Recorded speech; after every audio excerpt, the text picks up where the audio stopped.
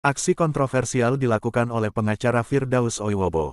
Pada tanggal 7 Februari tahun 2025, ia menjadi sorotan setelah menaiki dan menginjak-injak meja dalam sidang kasus pencemaran nama baik antara Hotman Paris Hutapea dan Rasman Arif Nasution di Pengadilan Negeri PN, Jakarta Utara.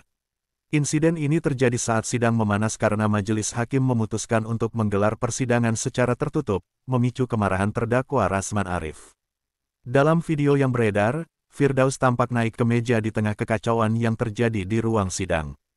Kericuhan bermula ketika majelis hakim memutuskan sidang digelar tertutup, yang langsung memicu kemarahan Rasman selaku terdakwa. Dalam video yang beredar di media sosial, Rasman terlihat berusaha mendekati Hotman Paris yang hadir sebagai saksi pelapor. Ia bahkan nyaris menyerang pengacara kondang tersebut, sehingga petugas keamanan harus turun tangan untuk menenangkan keadaan.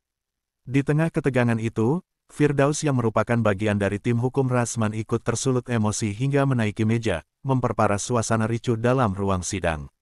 Setelah insiden tersebut viral, Firdaus memberikan klarifikasi dan menyebut bahwa tindakannya wajar mengingat situasi yang terjadi saat itu. Karena saya melihat klien saya, Rasman, diintimidasi, dicekik lehernya, ya saya wajarlah injak meja, ujar Firdaus. Aksinya tersebut memicu kecaman luas, hingga Kongres Advokat Indonesia, KAI, memutuskan untuk memberhentikannya dari keanggotaan. Namun, ini bukan kali pertama ia menuai kontroversi. Pada April tahun 2019, Firdaus melaporkan Erin Taulani, istri komedian dan presenter Andre Taulani, ke Polda Metro Jaya atas dugaan pencemaran nama baik melalui media elektronik. Laporan ini berkaitan dengan unggahan yang dianggap menjelekkan calon Presiden 02, Prabowo Subianto. Firdaus menilai bahwa akun yang dipermasalahkan adalah milik Erin Taulani.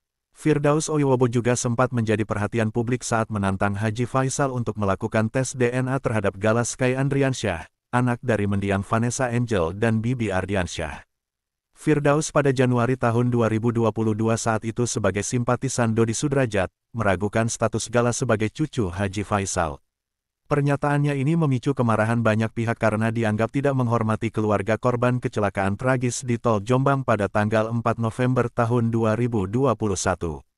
Pada September tahun 2022, Firdaus kembali menuai kritik setelah menyatakan bahwa seseorang yang tidak percaya dukun dianggap batal syahadatnya. Pernyataannya ini sebagai respons terhadap klaim pesulap merah, Marcel Radival, yang menyinggung keberadaan jin. Firdaus beralasan bahwa semua orang, termasuk umat Islam, harus percaya dengan keberadaan dukun karena bagian dari takdir Tuhan. Di bulan yang sama, Firdaus mengancam akan melaporkan Raffi Ahmad dan Andre Taulani karena sering menggunakan gelar Sultan dalam berbagai kesempatan. Ia mengaku mendapat mandat dari para sultan di Indonesia untuk menegur mereka yang menggunakan gelar tersebut secara sembarangan.